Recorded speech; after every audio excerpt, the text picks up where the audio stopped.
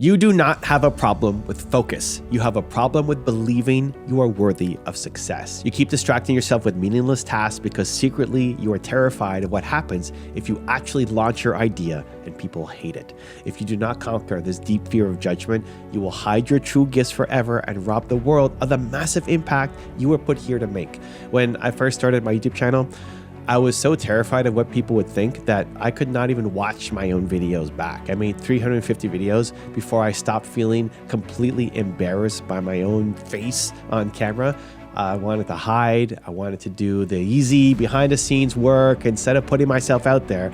But I realized my fear of looking stupid was keeping me from helping the entrepreneurs who actually needed my message. I had to stop letting my self-doubt win, hit record, and put my messy work into the world. Right now, you're probably telling yourself that putting out bad work will completely ruin your reputation forever. You think that if your first attempt is terrible, everyone will laugh at you and you can never recover.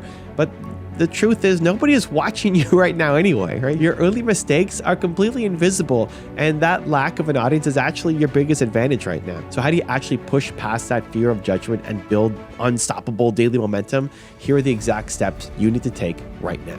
If you've been here before, drop a hashtag Believe in the comments below so I can feature you here in a future video. And if you're new, welcome to Believe Nation, the only channel that helps you believe in yourself daily, one video at a time. Believe.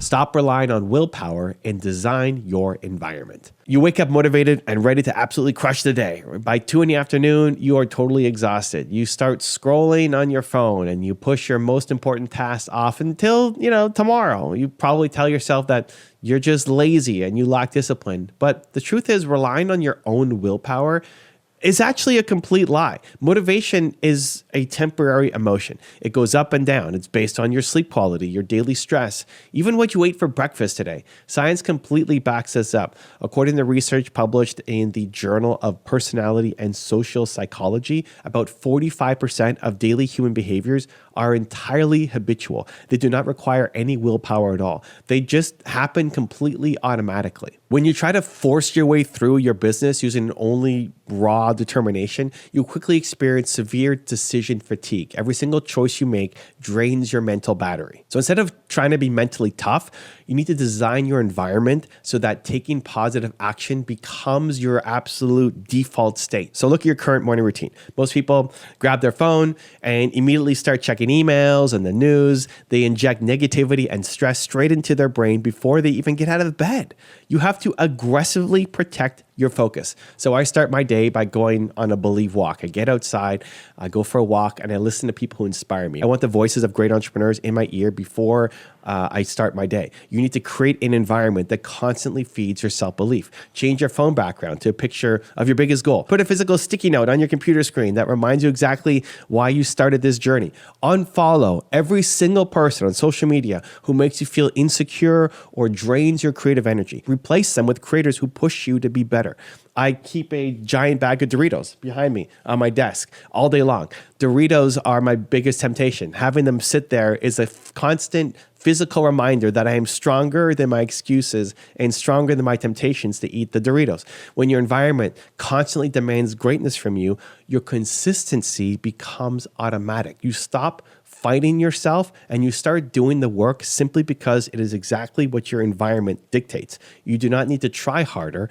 You just need to build a system that makes failing harder than succeeding. Beat procrastination with the Pomodoro technique. So you have a massive project to finish. Maybe it's writing a book, you're editing a long video, you're building a brand new website. You stare at the screen, you realize it's gonna take hours, and your brain completely freezes. The task feels so big and overwhelming that you just avoid starting altogether. You end up wasting your entire day doing fake work, like organizing your desk or checking your emails.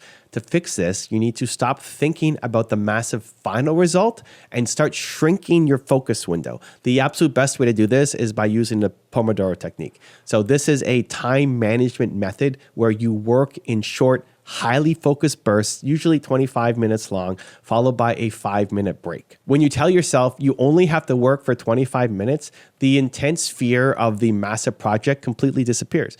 Anybody can endure hard work for just 25 minutes, right? It lowers the barrier to entry so much that the getting started feels incredibly easy.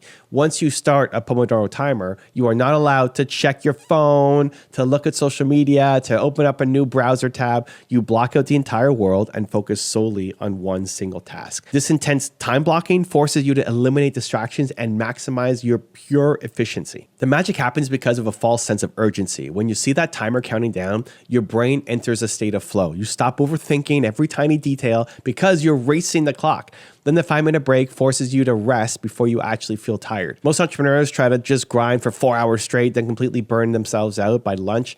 By taking forced tiny breaks, you keep your mental energy extremely high all day long. It's not about working longer hours. It's about working with a much higher level of intensity. The exact moment you stop judging your big results and start focusing entirely on winning your next 25-minute block, your daily output will explode. Also, if you want to take real action after this video, I made a free worksheet just for you. It covers the top lessons from today, gives you space to write your biggest takeaways, and helps you build a simple action plan. It's 100% free. Just click the link in the description to go grab it. I'll see you there. But staying focused on your timer is only going to work if you have a deep enough reason to keep pushing the start button every day. This leads directly to the core engine of all human motivation. Connect your pain to your purpose. Most entrepreneurs start their business because they want personal freedom, they want more money, they might want higher status, and those are all forms of extrinsic motivation. You're doing the hard work simply to get some external reward. And listen, there's absolutely nothing wrong with wanting to be successful and make lots of money. But research from self-determination theory proves that extrinsic rewards are incredibly fragile. When your business hits a massive wall, when you lose a giant client, or when you're working at 2 in the morning and no one else is watching, money is not a strong enough reason to keep going. Your brain will tell you it is easier to just quit and get a normal, safe job. To stay fiercely motivated for decades, you have to tap into your intrinsic motivation. You have to do the work because the work itself deeply matters to you. And the fastest way to find that deep, unbreakable drive is to realize that your purpose comes directly from your pain. Think about the absolute hardest moments in your life. Think about the specific struggles that made you feel completely worthless. You were confused. You were alone. You survived those dark moments. You learned valuable lessons from them. Now you have a moral obligation to help the people who are currently suffering exactly like you used to suffer. Your business is not just a way to make cash. It's a vehicle to save the person that you used to be. This is why my core values believe. I saw so many amazing entrepreneurs completely giving up on themselves because they lack belief. And I lack belief growing up too. I suffered from the exact same lack of belief. In my early days of being an entrepreneur, it took me a long time to get comfortable in front of the camera because I'm a natural introvert. But the powerful desire to help other introverts believe in their own potential forced me to step up. When you shift your focus from serving yourself to serving others, your entire energy instantly changes. You stop worrying about looking stupid on camera because you realize that if your message can help just one person avoid the pain that you went through, then your embarrassment doesn't matter at all. The intense fear of judgment disappears when your desire to serve becomes much bigger than your own ego. So wake up every day and ask yourself exactly who are you trying to help today? When you make your daily work about lifting somebody else up, you tap into an ongoing well or reservoir of energy that no setback can destroy. And when you combine that deep purpose with strict behavioral rules, you become completely unstoppable. Lock yourself into success with commitment devices. Even with a strong emotional purpose, your brain is fundamentally wired to seek easy comfort. When you face a difficult or scary task, your mind will give you incredibly logical reasons why you should delay. You will tell yourself you need to do more research. You're going to tell yourself that you need to wait until you feel fully prepared. You have to outsmart your own brain by using what behavioral psychologists call commitment devices. A commitment device is a strict strategy that locks you into a future action. It makes it extremely difficult or financially painful to back out of your plan. If you constantly struggle to wake up early to work on your side hustle, Don't just set an alarm. Set a morning video meeting with a mentor or a business partner. If you don't show up, you look terrible and you completely waste their time. You just created a powerful social commitment device. If you're deeply afraid to launch your new coaching program, go on your social media right now and announce the exact date that it's going to go live. Tell the entire world that it is definitely happening. You just burned your boats. The intense fear of public failure will now actively force you to do the hard work that you've been avoiding for months. You have to actively remove all of your escape hatches. If you're constantly distracted by your phone, physically lock it in another room, right, while you are doing your work. If you're waiting to feel highly motivated before you cold call new prospects, prepay for an expensive software tool that you permanently lose access to, right, if you do not make the calls. You want to heavily engineer a situation where moving forward is the absolute only logical option left. Stop trusting your future self to do the right thing. Your future self wants to sit on the couch, eat junk food, and watch television, right? Bind your future self to the hard work today, and you will quickly force a consistency you have been struggling to find. But forcing the work is only half the battle, because eventually you're going to slip up and make a mistake. How you handle that specific slip up determines your entire future. Destroy all or nothing thinking. The biggest killer of long-term consistency is not a lack of effort. It is a deeply toxic psychological trap called all or nothing thinking. You set a goal to work out every single day or to post a new video every single week. You do it perfectly for 3 straight weeks. Then life happens. You get sick, or your kids need you, or you just have a terrible, stressful day, or you miss your target. Instantly, your brain tells you that you ruined your perfect streak. You feel like a complete failure. So you throw the entire plan away and go right back to your old lazy habits. You have to understand that perfection is the ultimate enemy of progress. Missing one single day does not destroy your momentum unless you personally allow it to. High performers do not succeed because they never fail. They succeed because they bounce back instantly. When you slip up, you need to practice intense self-compassion. This is not about letting yourself off the hook or making some weak excuse. Studies in psychology show that self-compassion is actually a critical skill for high performance. Treating yourself with genuine kindness after a failure prevents you from spiraling into deep shame and defensive behavior. It allows you to objectively look at what went wrong, learn the lesson quickly, and get right back to work the very next day. If you miss a day of content creation, do not heavily beat yourself up. Just make sure you never miss 2 days in a row. Treat your entrepreneurial journey like it is this lifelong marathon, right? It's not this tiny little exhaustive sprint. Forgive yourself quickly, reset your physical environment, and focus purely on winning the next immediate moment. When you remove the heavy burden of perfectionism, staying highly consistent feels incredibly light and effortless. And the absolute easiest way to make those positive actions feel completely effortless is to tie them directly to things you are already doing automatically. Habit stack your way to massive action. So the final piece of the daily consistency puzzle is a powerful strategy called habit stacking. When you try to build a brand new habit completely from scratch, you have to carve out new space in your brain and your busy schedule. And that requires a massive amount of cognitive energy, which is exactly why most routines completely fail in a single week. But you already have dozens of deeply ingrained habits that you perform every single day without even thinking. You brush your teeth, you make your morning coffee, you drive your car to work. Habit stacking is when you take the new difficult action you want to build and attach it directly to an old automatic action. Science explains why this works through a process called synaptic pruning. Your brain constantly prunes away connections between neurons that do not get used, and it strongly builds up connections that get used very frequently. By tying a new habit to a strong existing neural pathway, you learn the new behavior much faster. So if you want to start reading more business books, do not just tell yourself you will read when you have free time, right? Like you never actually have free time. Instead, promise yourself that immediately after you pour your morning coffee, you will read exactly 1 page of a book.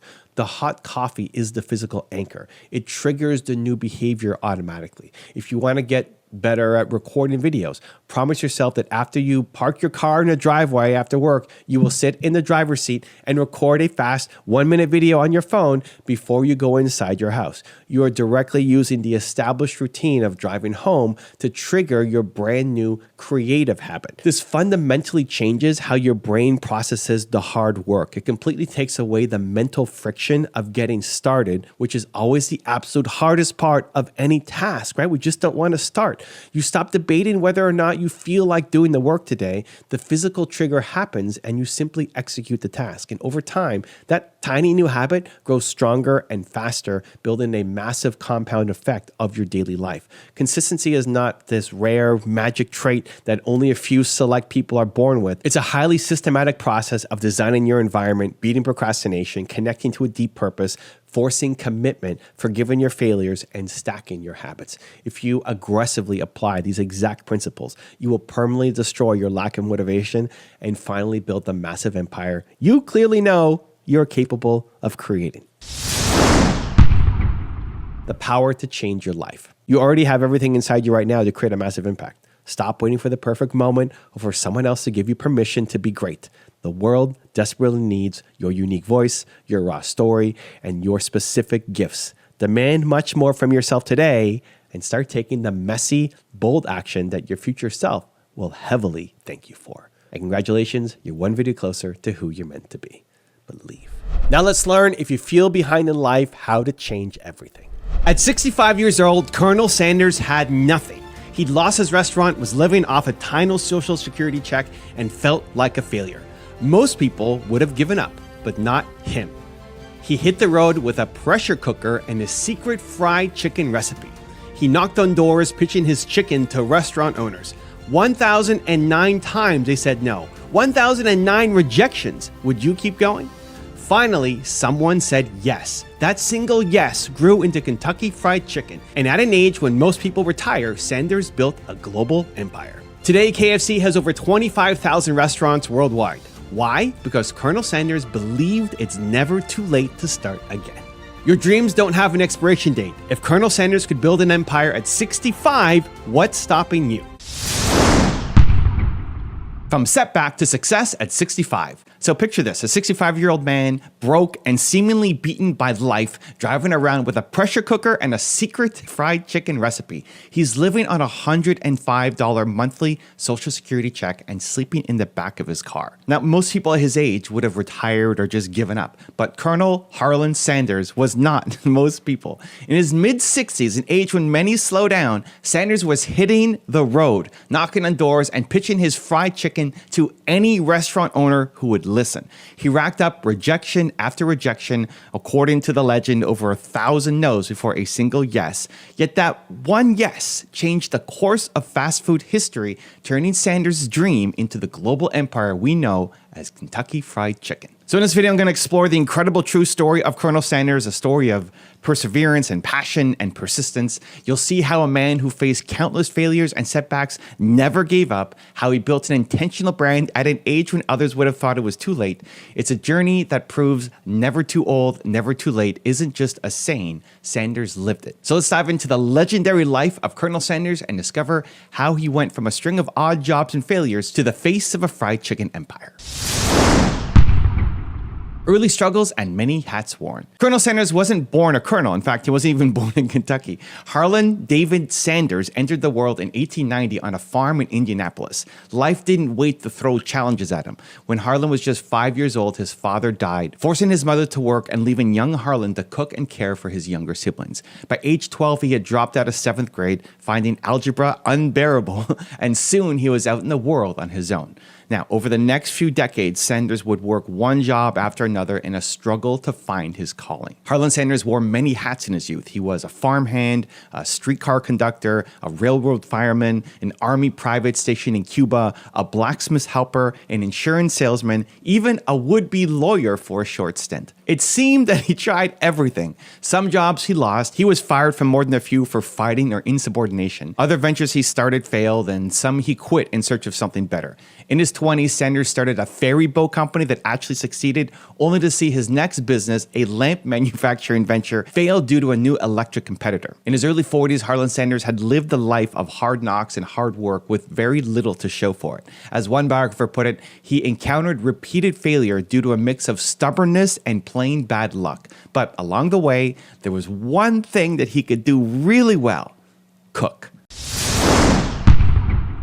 Finding a calling in fried chicken. In 1930, at age 40, Harland Sanders opened a service station in Corbin, Kentucky, where he also started serving food to travelers: fried chicken, steaks, country ham, classic Southern cooking. He had no formal training as a chef, but years of feeding his family and working in cafes had taught him a thing or two about cooking delicious meals. His food became popular with road travelers, and soon Sanders opened a small restaurant he called Sanders Court and Cafe next to his gas station. His wife Josephine and children helped out, and the business grew. In the mid-1930s, Harland's cooking gained such a reputation that the governor of Kentucky awarded him the honorary title of Kentucky Colonel for his contributions to state cuisine. Harland embraced the title fully, later dressing in a crisp white suit, growing a goatee, and adopting the persona of the Colonel. Sanders was obsessed with making the perfect fried chicken. He knew that customers loved home-style fried chicken, but it typically took nearly half an hour to prepare in an iron skillet, too slow for a roadside cafe. So in 1939, he found the solution by using a pressure cooker. It was a new invention at the time, to fry chicken quickly under pressure. By 1940, at age 50, Harland Sanders had perfected the now famous secret recipe of 11 herbs and spices and the method of pressure frying chicken to golden, crispy perfection. This was the origin of what he proudly called Kentucky Fried Chicken. Little did he know this recipe would eventually become a worldwide sensation, but not just yet. Throughout the 1940s, Sanders' restaurant and motel, the Sanders Court, expanded to offer lodging to, became a popular stop in Corbin. It was even featured in travel guides as a must-stop eatery for travels in the region. Everything seemed to be on track. The Colonel had finally found his niche after so many years. However, just as his local fame grew, fate threw another curveball at Harland Sanders. Setback at the crossroads. By the early 1950s, change was coming to America's highways. A new interstate highway, Interstate 75, was planned that would bypass Corbin, Kentucky, diverting traffic away from Sanders' restaurant. This was a devastating blow. The lifeblood of his business was the travelers passing through.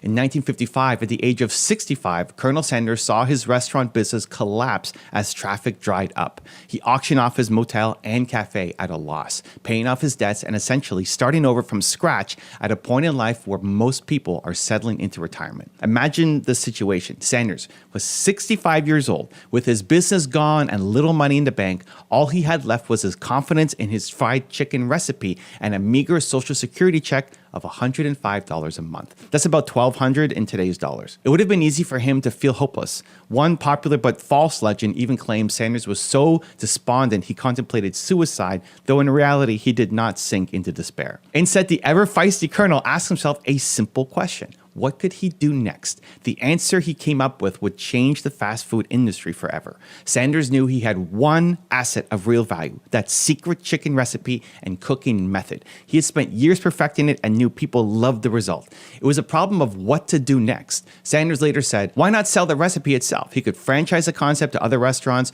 earning the commission on each piece of chicken they sold. It was a bold and unconventional idea at the time. Franchising was not yet common in the restaurant industry, but Colonel Sanders was convinced it could work. So at an age when most of his contemporaries were fully retired, Harland set out on the road to begin the second act of his life.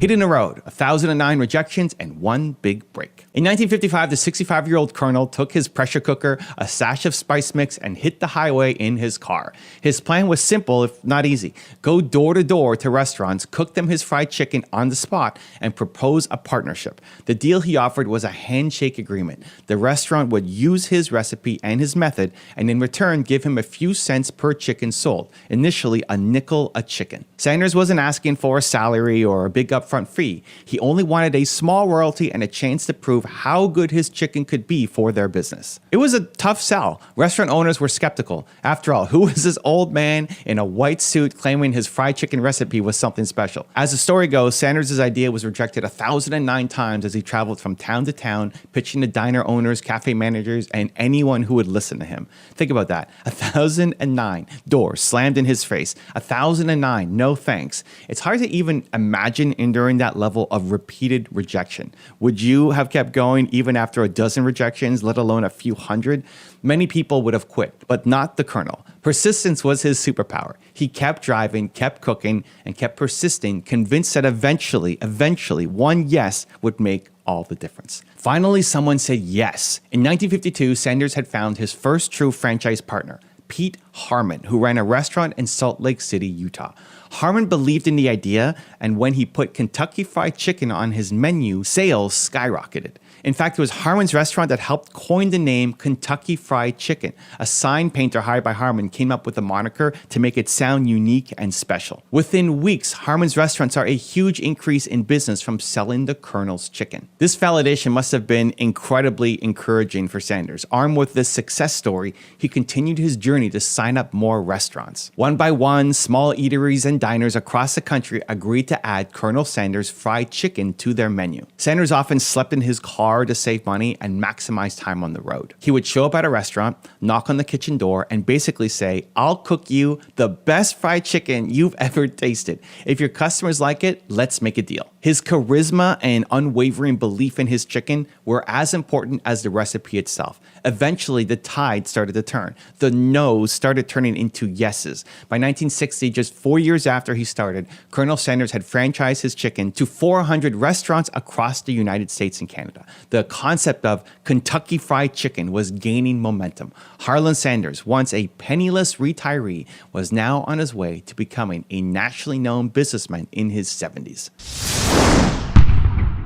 The birth of Kentucky Fried Chicken. As the number of franchisees grew, Sanders incorporated his business and formally named it Kentucky Fried Chicken. He and his wife Claudia even opened a new base of operations in Shelbyville, Kentucky in 1959 to handle the franchise business. Claudia mixed the secret herbs and spices in bulk and shipped seasoning packets to the restaurants, so the owners themselves never learned the Colonel's full secret recipe. This ensured that only Sanders and his confidants knew the exact blend of 11 herbs and spices. Kentucky Fried Chicken became one of the first fast food chains to expand internationally, opening outlets in Canada and by the mid-1960s reaching out as far as the UK, Mexico, and Japan. The pressure-cooked fried chicken with a finger-licking good taste was a hit far and wide. By 1963, Colonel Sanders had over 600 franchise outlets selling his chicken, and KFC was becoming a household name.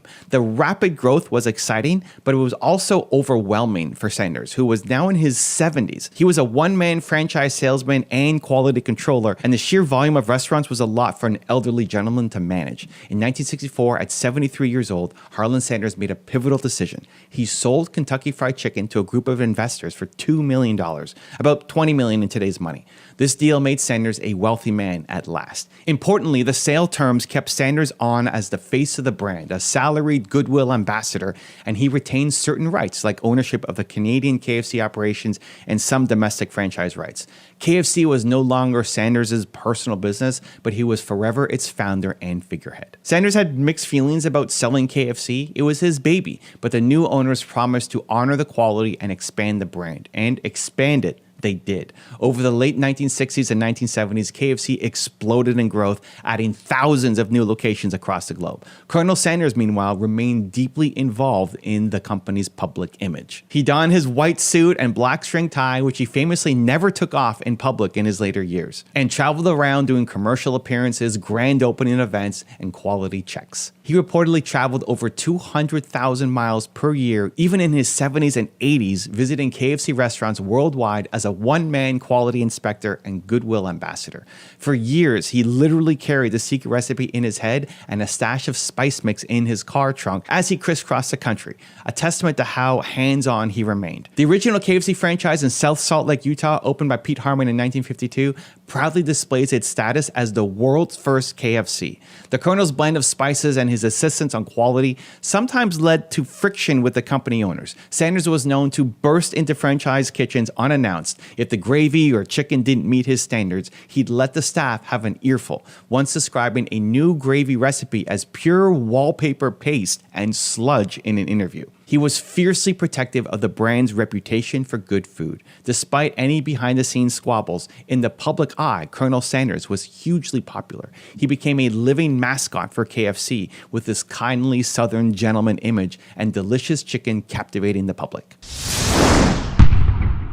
Legacy of a legend. Colonel Harland Sanders passed away in 1980 at the age of 90, having lived an extraordinary life. In his final years, he had achieved a level of fame few even attain. In fact, an independent survey in 1976 ranked Colonel Sanders as the second most recognizable celebrity in the world, just behind boxing champion and fellow Kentucky icon Muhammad Ali. Think about that. A man who didn't achieve global success until his 70s managed to become more recognizable worldwide than most actors, politicians, or rock stars. His face, with the white hair, the mustache, the goatee, the glasses, beamed down from KFC signs on street corners across America and beyond. Today, Colonel Sanders' legacy lives on every time you pass a KFC or see a red and white bucket of fried chicken. What started as one determined old man with a recipe grew into one of the largest restaurant chains in the world. From that first franchise in Utah, KFC expanded to hundreds of locations by the 1960s and kept on growing. As of 2024, KFC has over 29,000 restaurants in 147 countries and territories worldwide.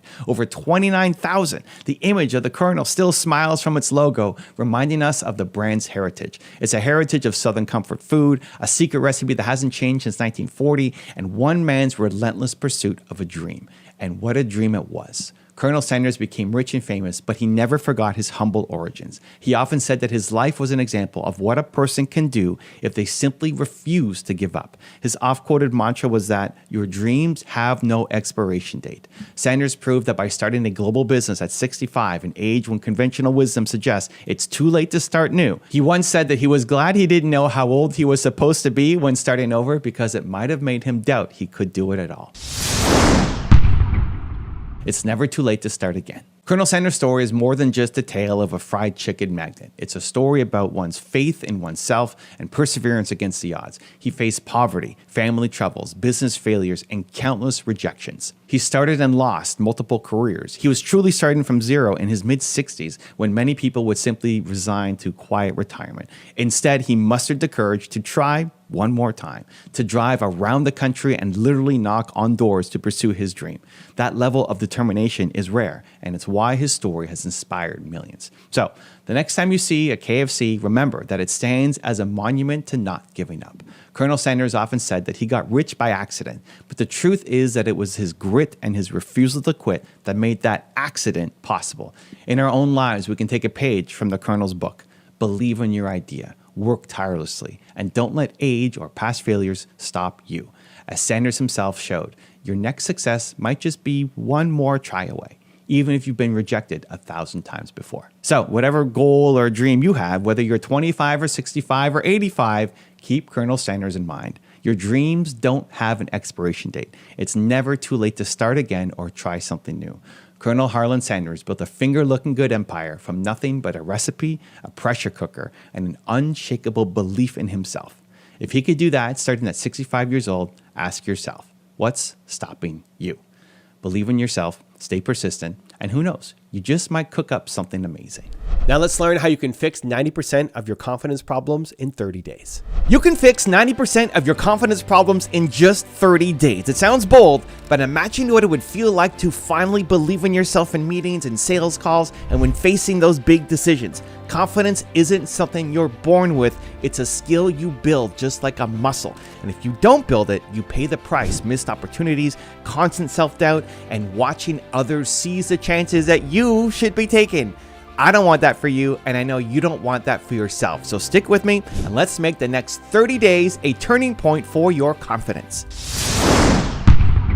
The elephant and the rope. Let me tell you a quick story. A man walks by a camp of elephants. He notices these huge, powerful elephants are tied down by nothing more than a small rope around one ankle. No chains, no cages. These elephants could easily break free, but they don't even try. Why? Because each elephant is conditioned from babyhood to believe the rope is unbreakable. See, when they were small, the rope was strong enough to hold them. They pulled and couldn't get away. Now, as mighty adults, they still believe that same rope can hold them, so they never attempt to break free. We're often like those elephants. Our ropes are the limiting beliefs and past failures that keep us from even trying to step into our full confidence. The truth is, you're not a helpless baby elephant anymore. You're stronger, you're wiser, you're fully capable of snapping that rope. And over the next 30 days, we're going to snap the ropes that have been holding you back one by one. Now, maybe you're thinking, come on, 30 days to fix my confidence?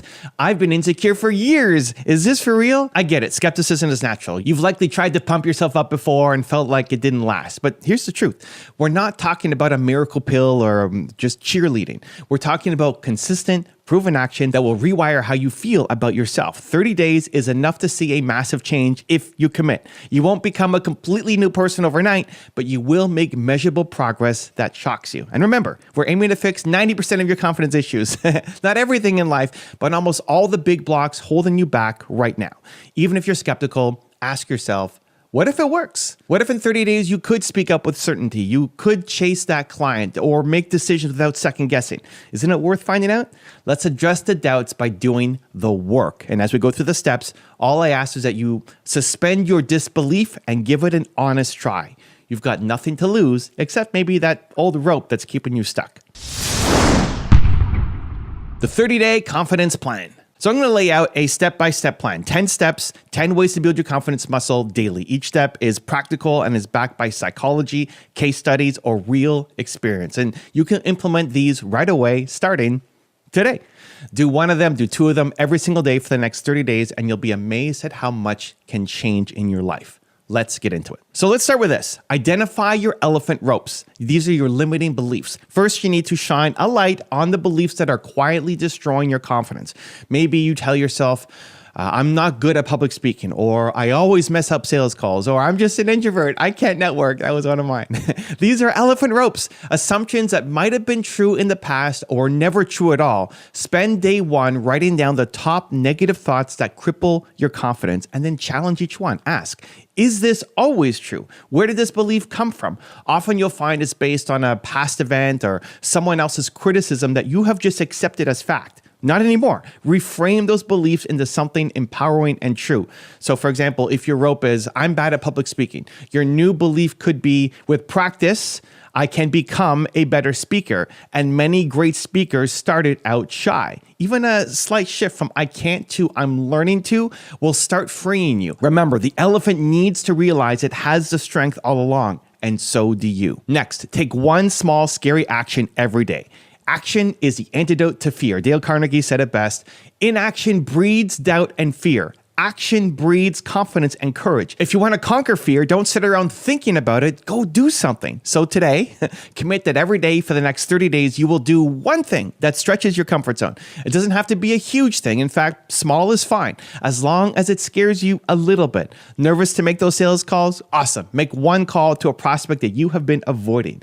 Avoiding networking? Introduce yourself to one new person or send one cold email. You're afraid of speaking up on camera? Record a 60-second video of yourself sharing a tip and post it on YouTube or a different social platform. Each daily push will prove to your brain that fear is not fatal and you can act in spite of it. Confidence is a result of doing. And by day 30, you'll have 30 courageous actions under your belt. Imagine how much more confident you'll feel after those 30 little victories. Those daily acts of bravery, they compound. Remember, an action a day keeps the doubt away. Next, celebrate small wins and mastery. So don't wait until you land $1 million deal, you give a TEDx talk to feel confident. You need to celebrate the small wins along the way. every single day. Psychologist Albert Bandura, who coined self-efficacy, that is our belief in our ability, found that the most effective way to build confidence is through mastery experiences. So in English, that means achieving small successes that build belief in your abilities. So create opportunities for small wins daily and acknowledge them. Did you speak up once in a meeting that you normally stay quiet in? Hey, that's a win. Did you finish an important task that you were procrastinating on? Win.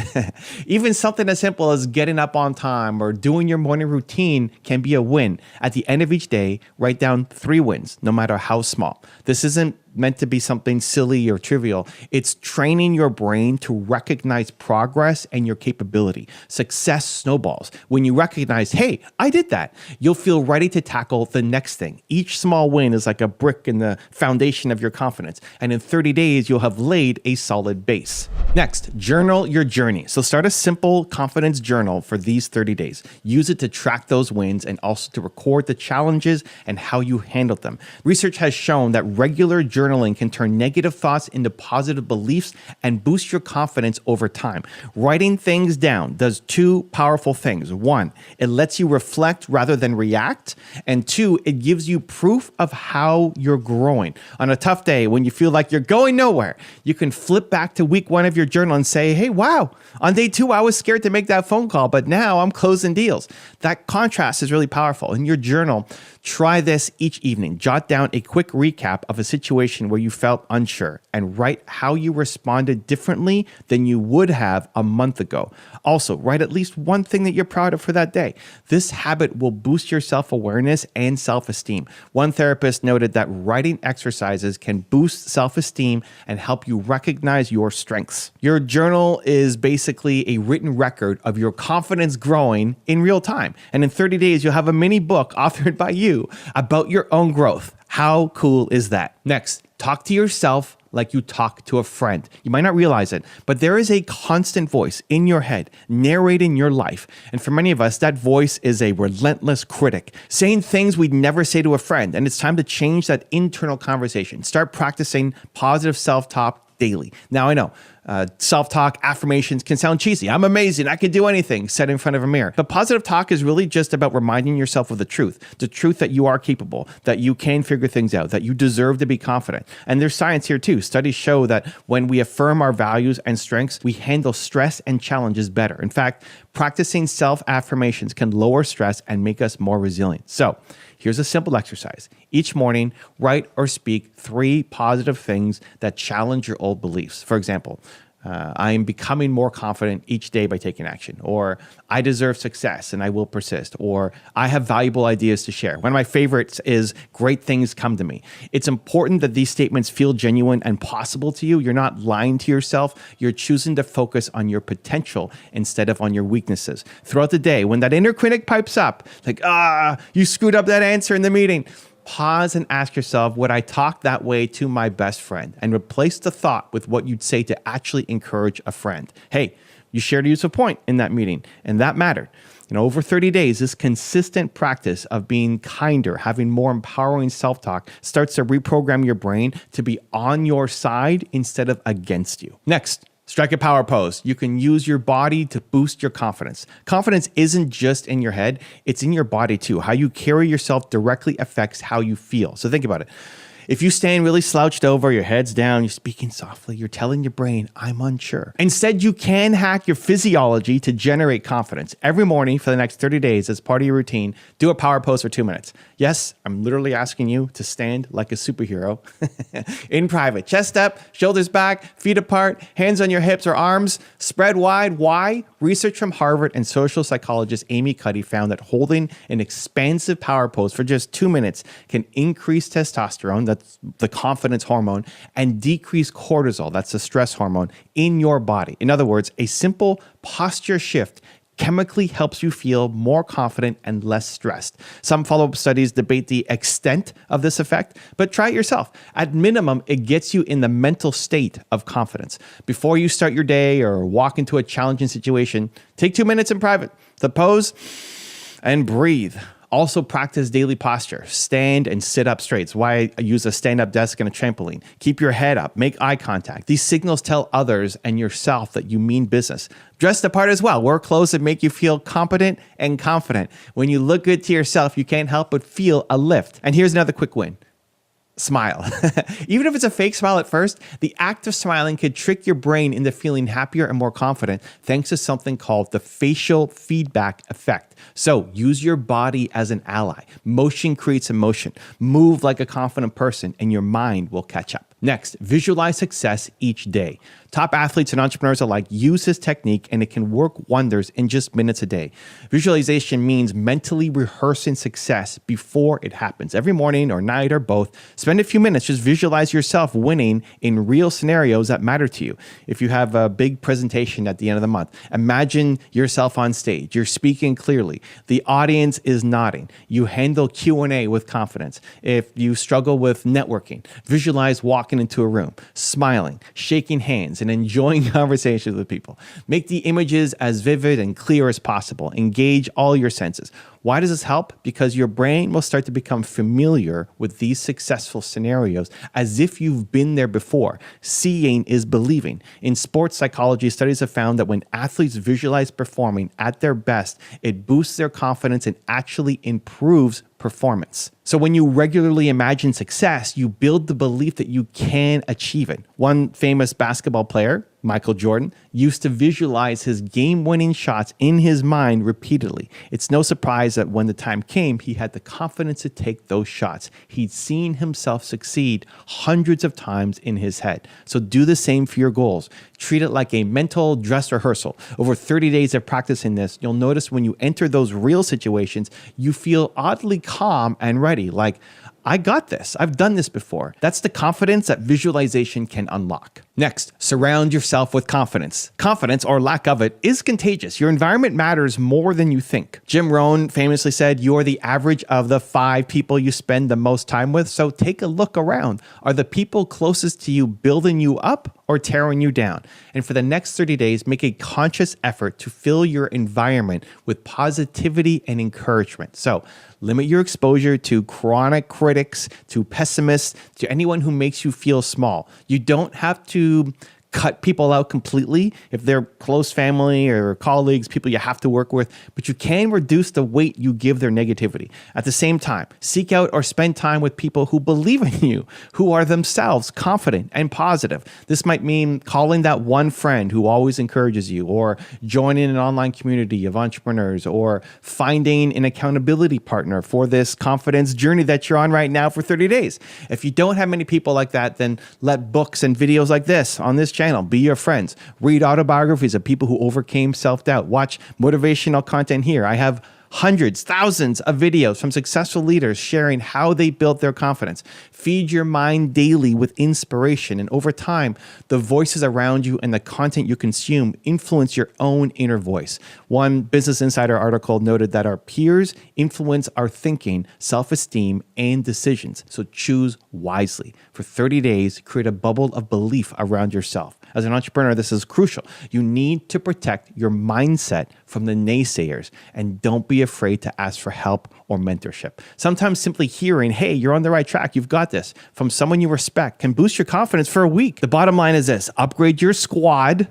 Confidence loves company. Next, focus on service, not self. And this one might be a little surprising, but one of the fastest ways to build confidence is to take the focus off of yourself and put it on helping others. Why? When you're deeply connected to a purpose or to serving someone else, you stop overthinking your own shortcomings. You're not caught up in the, do they like me? Am I good enough? Instead, you're thinking, how can I make a difference for this person or this group? And that shift is actually really liberating. In fact, volunteering and serving others has been shown to increase self-confidence and life satisfaction. I talk about this in my book, Built to Serve. Humans are built to serve. And when you know your work is helping others, you feel good about yourself. So think about a time that you helped somebody. Maybe you mentored a junior employee, or you gave a friend advice that helped them, or you donated your time to a cause. Didn't you feel more valuable and confident after?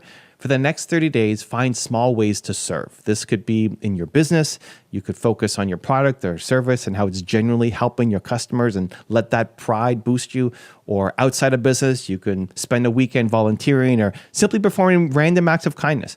When that nervous voice in your head starts talking, I'm not sure I can do this, refocus it. Who are you doing this for? Picture even one person who will benefit from you stepping up. For example, if you are nervous about making content on YouTube, social media, think of one person out there who needs the message or expertise that you have. Speak to that one person. Suddenly, it's not about you anymore. It's about service. And as you serve, you'll start to feel a sense of leadership and confidence grow inside you. You prove to yourself that you have value to give. And nothing builds confidence more solidly than knowing that your life makes a positive impact, no matter how small. And as a bonus, when you help others, they often appreciate you. That positive feedback loop reinforces that you have strengths. So lead with a giving heart and watch your self-doubt fade into the background. Next, keep the promises you make to yourself. This final step is a game changer, building self-trust. At its core, confidence is about trusting yourself, trusting that you can handle what comes, that you'll follow through, that you are who you say you are to yourself. And a powerful way to grow self-trust is to treat your own commitments as sacred. So for 30 days, whatever promises you make to yourself, do everything in your power to keep them. Start small and stay realistic. If you say, I will wake up at 6:30 and exercise for 15 minutes, honor that like you promise it to your most important client. If you write in your calendar that you'll spend an hour prospecting for a new business, don't blow it off. Every time you keep a promise to yourself, no matter how minor, you score a point in the confidence bank account. You prove to yourself, to your subconscious, I can rely on me. Every time you break a promise, you lose a point and trust in yourself erodes. And over 30 days, aim to be able to say, I always do what I say I'll do when it comes to my own commitments. Think about how a trustworthy friend makes you feel secure. By being trustworthy to yourself, you'll feel secure in yourself. And when you trust yourself, walking into a high stakes situation isn't so scary because you know you've got your own back. One Harvard Business Review piece pointed out that if you successfully keep a promise to yourself, it boosts your confidence going forward. So set yourself up for success. Make a short list or daily or weekly promises that matter to you and stick to them religiously. Maybe it's, I will speak up at least once in every team meeting, or I will finish the daily tasks I set my business by 8 p.m. Track it, check it off, don't cheat. Your confidence will soar as your brain sees evidence day by day that you trust yourself to take action and deliver. Each of these 10 steps feeds into the others. They all create a feedback loop of confidence. You take action, you get a small win, you journal it, you affirm yourself, you pose confidently, you visualize the next win, you get support, you help somebody, which makes you feel good, and you keep your promises to do it all again tomorrow. This is the cycle that will transform you in 30 days. In 30 days, your life can look very different. Imagine it, walking into a pitch meeting with your head held high, posting that content without panicking about judgment, feeling a solid sense of, yes, I can handle this when new challenges come up. That can be you. That will be you. The only thing that can stop it is if you do nothing. Confidence is not reserved for other people. It's something you build step by step, day by day. You've gotten this far in life, which means you already have some confidence in you. You're just going to unleash the remaining 90% that's been buried under fear and doubt. You are stronger than you think and closer than you feel. So start today, not tomorrow, not next week, right now, today. Pick one of these steps and take action, and then do it again tomorrow. Let the momentum carry you. And in a month, you'll look back and hardly recognize that old, anxious version of you. You'll wonder why you ever doubted yourself to start with. And when you reach that point, keep going. Confidence is a lifelong journey, but now you know the way. I believe in you. It's time to believe in yourself. If you want to train your mind like the top 1%, check the video right there next to me. I think you'll love it. Continue to believe, and I'll see you there. The top 1% do not win because they are smarter. They win because they train their mind every single day. They protect their focus like it's their most valuable asset. Most people are busy, distracted, tired,